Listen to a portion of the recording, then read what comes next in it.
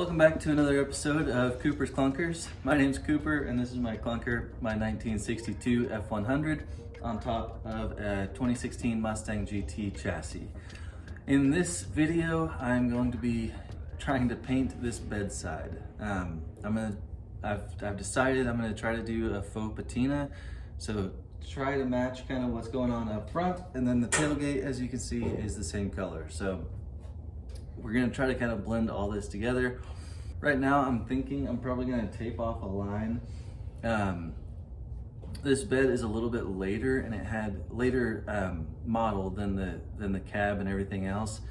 And it had a piece of trim here, but since I don't have that piece of trim that kind of continues onto the cab, I'm gonna start by filling these little holes that the trim mounted on. I'll drill them out a little bit bigger so that there's no paint on the inside, scuff the outside, and then just TIG fill the middle of them. We'll knock the weld off.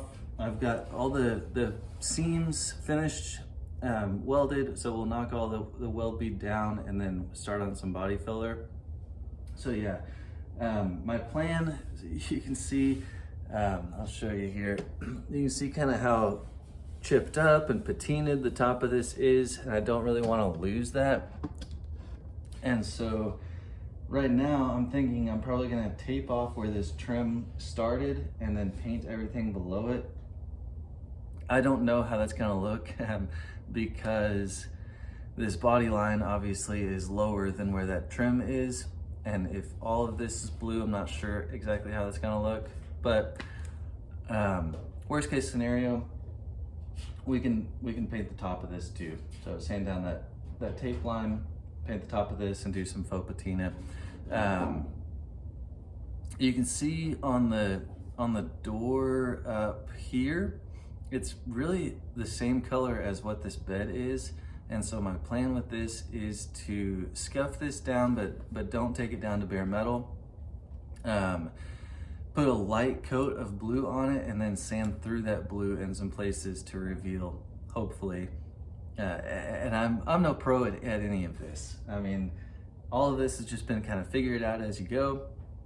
I'm sure I'll do something like this again. I've learned a lot along the way, but I don't know that this is gonna work out, so we'll see. I guess you guys know better than I do. So I just made a trip to the store. I came back. I got a can of black Krylon paint for some other stuff. I've got this primer that's like a rust color. That's the most brown I could find at the auto parts store. It really kind of matches this orangey brown.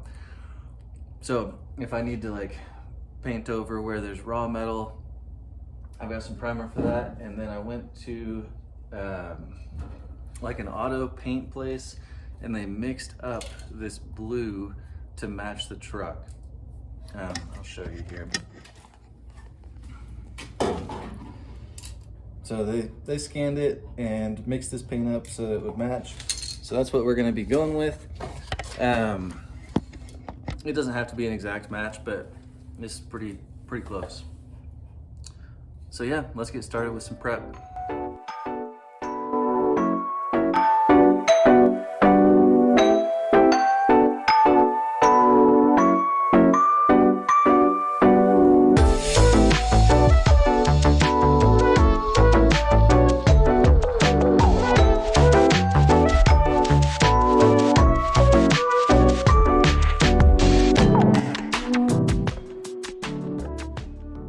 Okay, we knocked that out.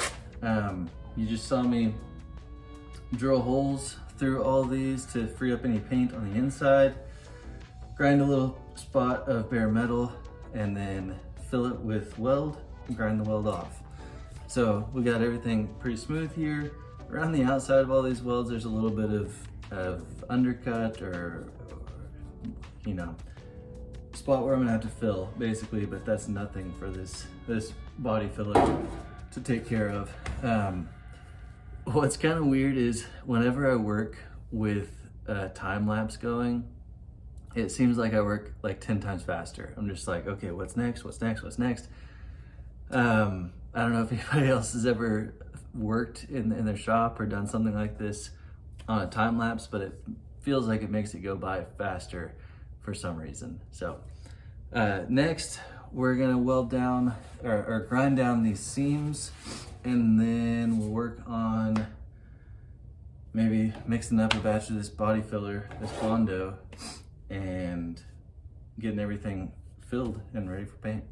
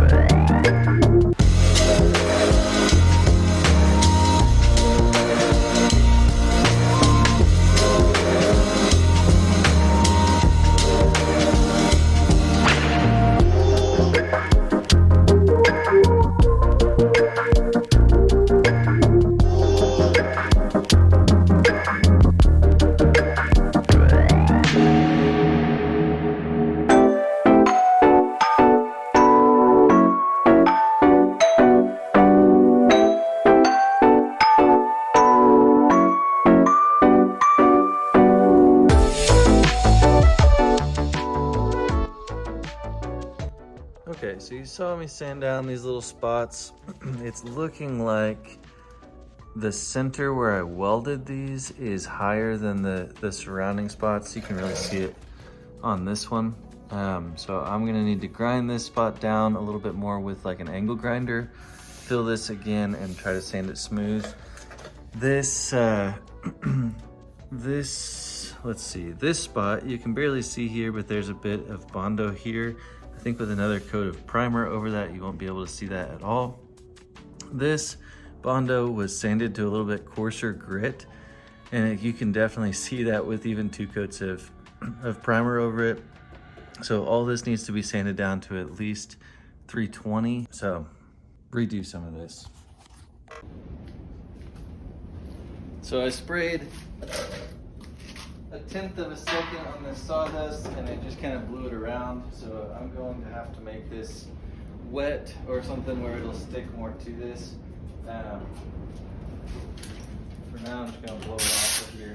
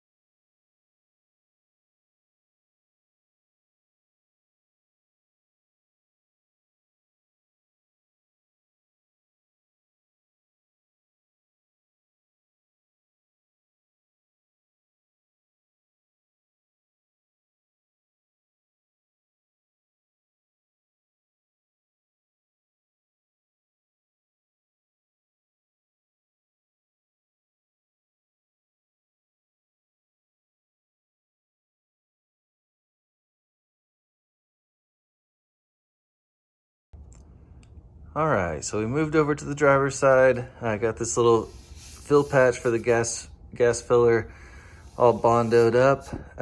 Right here, this is my biggest patch of Bondo. This was the first place that I started welding this bed together, and I just had my amperage too high and warped this. So right down the middle of this seam here, this is probably a 1/4 inch thick, and then it just kind of feathers out on both sides. For what we're doing here, that's plenty good.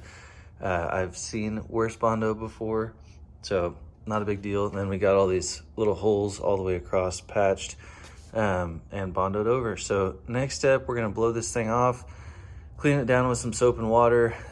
Well, maybe scuff the rest of this.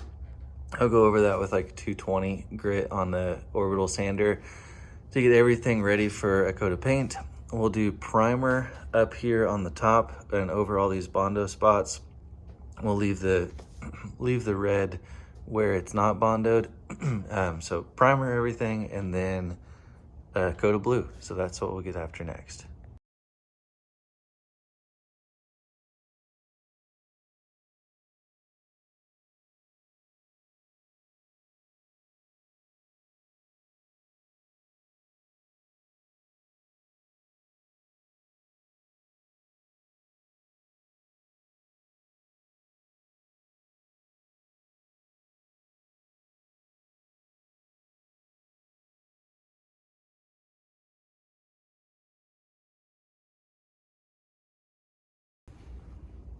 Ran out of primer. Got a first coat kind of laid down on some of that Bondo. I'm gonna make a trip to the store, get some more primer, come back and finish this up.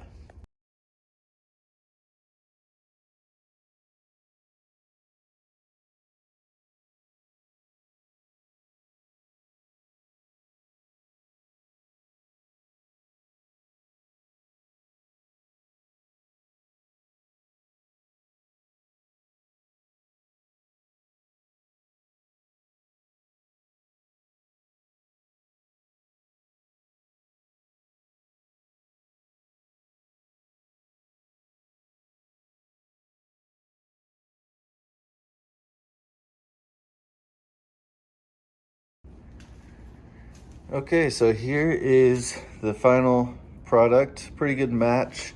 I didn't do a very good job blending this Bondo in, so you can still kind of see that in the right light, but not a big deal. I did take some sandpaper and scuff these spots up, and then I took a chain and just kind of drug it around on the top here to give it those little scratches that would be there if this was real patina. So yeah, all in all, pretty happy with it.